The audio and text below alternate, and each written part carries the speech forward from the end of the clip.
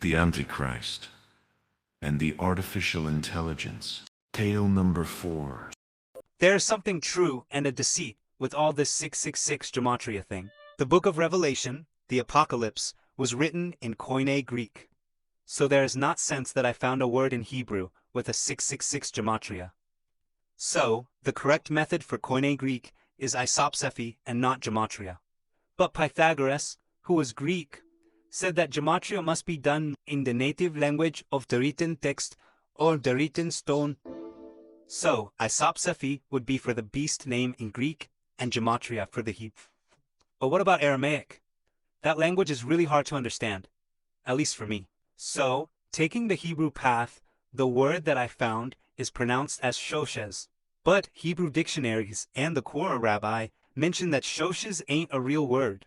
Somehow I found that Soshes is a German Yiddish surname, and also a variant of the name Sasha.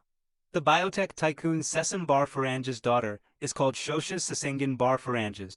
So if the richest man in the world chooses this name for his daughter, it must not be such a weird or inexistent word. The second strange thing is that Shoshes in Hebrew is translated online as Lucius, but placing a word in Google Translator and pretending to give it a mystic meaning is pure nonsense. Somehow Lucius, the wrong translation, was also the name of Roman Emperor Nero Caesar.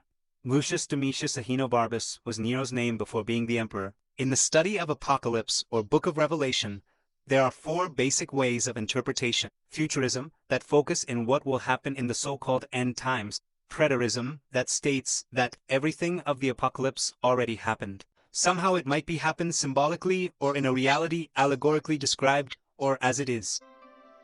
Through preterism, Nero Caesar fits almost perfectly to the Antichrist figure. By his name, and specifically the number of his name, Nero Kaiser is 666 according to well-known scholars. But in futurism, how Nero would fix? There is a legend of Nero's return. Nero Redivivus is the legend of Lucius returning to the world, but this is a legend only. The third strange thing in this whole situation are my continuous nightmares.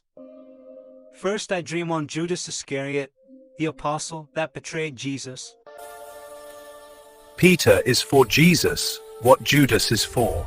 The Antichrist. Second, I dreamt of Lucius Malfoy from the Harry Potter book saga. He held a fire serpent crozier or crook. This is the anathemasim. Then I dreamt on Nero holding the same fire serpent croix. Well, it seems it has 2 fire serpents.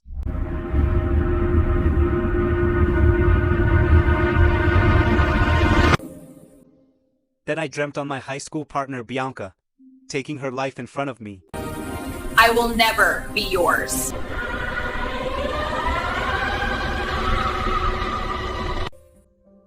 What this fire serpent means? What do they hold it like a bishop's croix? If the word I found in Hebrew with the 666 gematria is wrong, if its translation is wrong, if the connection between Lucius and the 666 is taken out of context by me, then why all these nightmares? Somehow for me is amazing that this whole madness started just by a single verse of the book of Revelation. This calls for wisdom.